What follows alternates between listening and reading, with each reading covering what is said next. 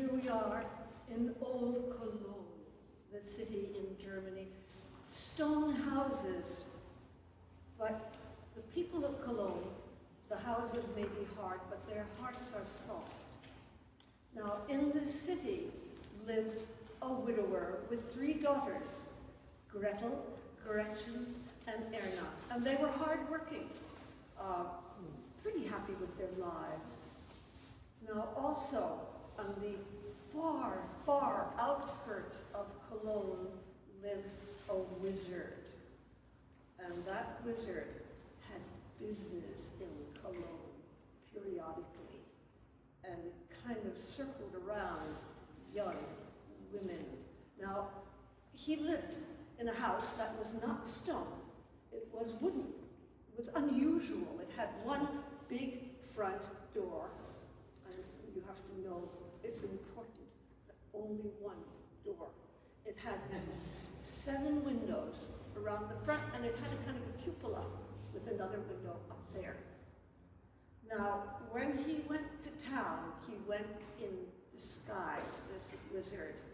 He had a raggedy cloak, and it was long enough so that if there were a tail, you might not see it. And you also might not see if he was on tiptoes or might those be cloven hoops. And he pulled the cap over his forehead low. You know, there could be horns. We don't know. But in any case, he went with a sack over his back, a leather sack. And he had scoped out the houses, and if there was a young girl, he would knock. And he would say, "Can you spare some bread for a hungry old man?"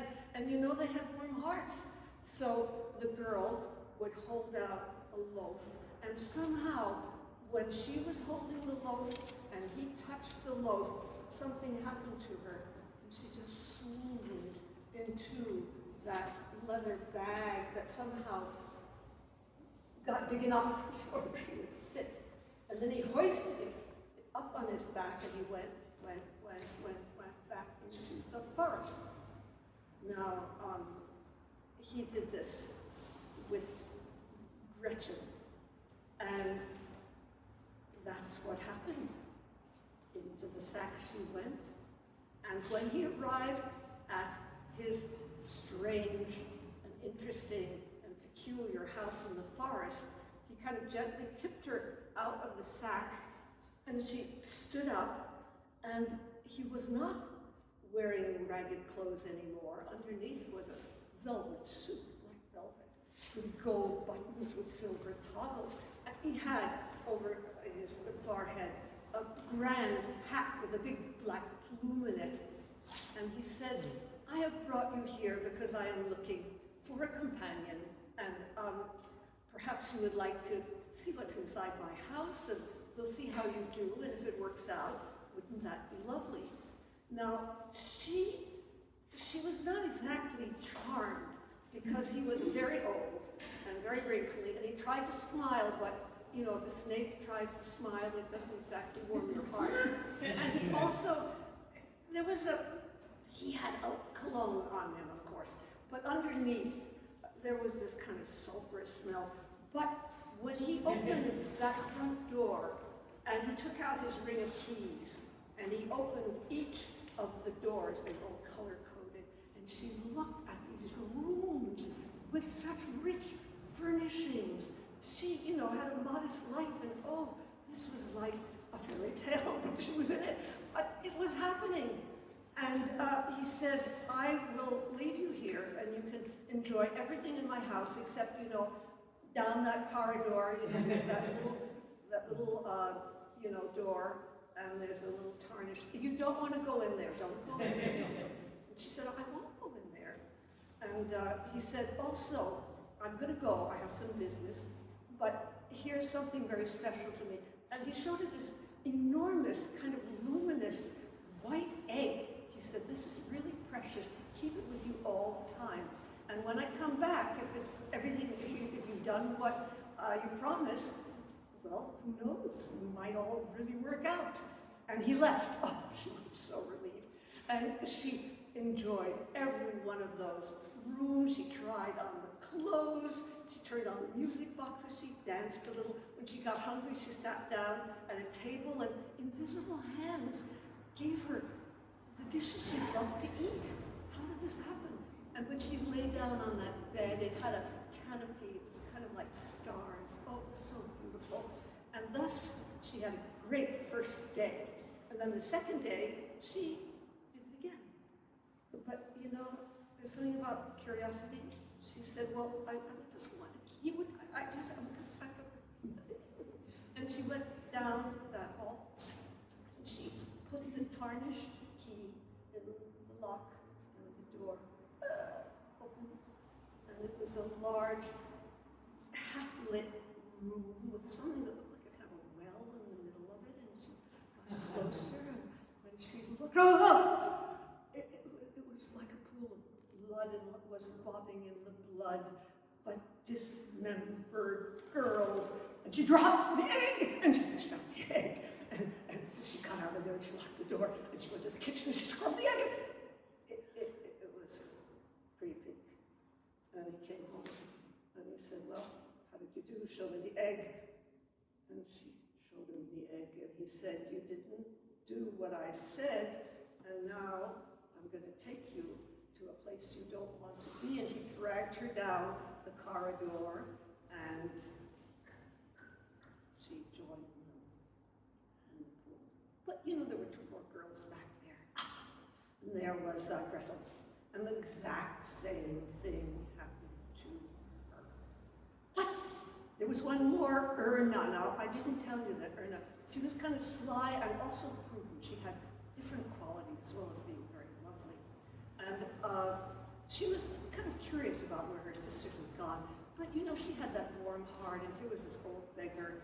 And he said, I'm so hungry. And she handed him the loaf, and it's pretty powerful magic. She just swooned into the bag, and he hoisted her over his shoulder, and he went, and he dropped her out, and she stood up, and he threw off his cloak, and he said, I am looking for a companion, and perhaps I can show you around, and perhaps it will work out. And she said, thank you, and she looked at everything, and off he went. So it's good when he goes. Did she spend any time in those fancy rooms? No, she had an inkling. She went down that corridor. She pushed the tarnished key into the lock. She opened the door. She went to the bloody well, and there were her sisters in pieces floating in it. She knew what to do. She picked them out piece by piece, and she laid them out perfectly, you know, head, shoulders, arms, legs. And when all those pieces were touching, they came back to life. Oh, you can't imagine the joy, the hugging, the jumping around. But she said, you know, we're not out of the woods yet. You hide, I'm going to work things out. And so, when he, and so this is her prudence and her slyness. Did she carry the egg around? No way. She made a little nest in the bed and the pillows. And so the egg was pristine. And he came back and he said, oh, you followed my instructions. You will be my bride. How do you like that? And she said, that sounds good. I will do what you would like. And he said, well, the deal is that since you have done what I have asked, you may ask me to do something in exchange. This is a contract. And she said, good, because I know my father, he probably wonders where we all went, and I think he's probably missing us. And if you could go back with this big basket of gold coins and tell him we're doing fine, you know, it might give him some solace. And he said, I'll do that. She said, I don't know if you can do it. It's going to be very heavy, this basket. You're pretty old. He said, I am old, but I am strong. And she said, you don't know this about me, but I can see in a far distance, and I don't want you to put that basket down for a minute. Just take it to him forthwith. Don't set it down. And if you do, I'll know about it. And he said, I will take it. I keep my part of the bargain. And of course, in that basket, there were the girls covered with gold coins. It wasn't very heavy. And he hoisted it up, and he started out. And he was strong, he was, a demon, but he was old. And he said, I think I'm just going to put it down for a minute, she'll never know. And the minute that basket hit the ground, inside a voice said, I see you, you're not keeping your bargain, I see you. And he picked it up, and he carried it. And he was so close when he put it down. I see you, said the voice inside. And he delivered the basket of coins. And then he went back to get married. Now, what was she doing in the meanwhile? She was doing the wedding. I mean, there was a list, and she invited the witches and the warlocks and the wizards from all over, and they were starting to come. What else did she do? Oh, she was so clever. She took that egg, she took it up to that cupola, she put it on a chair, on a pillow, and then she put some flowers and some veils on it, and it looked, if you were looking carefully, like someone looking out the window. And then what did she do? I mean, it gets stranger and stranger. She went down to the kitchen, and she took off all her clothes, and she poured honey all over herself. And then, you know what she did? She took a knife, stabbed a feather bed. The feathers went everywhere, and she rolled in them. And when she was finished, she looked like an enormous, peculiar bird.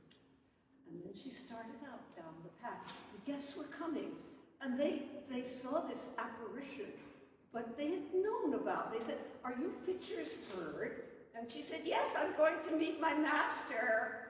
And up they went, and down she went. And finally, at the very end, there he was. And he said, are you Fitcher's bird? She said, "Yes, I am. How are things going up there?" He said. "Oh, well, she's waiting for you. You can see her up in the window, and I'm sure she can see you." And he said, "Yes, I'm sure she can see me." And so when everyone was in that wooden house with its one door, the men of Cologne who had been summoned came out of the woods, and they bolted that door, and they set the whole thing on fire, and that was the end of the witches and the warlocks and the wizards. It was really sweet when Gretel and Gretchen and Erna and their father and all those gold coins settled down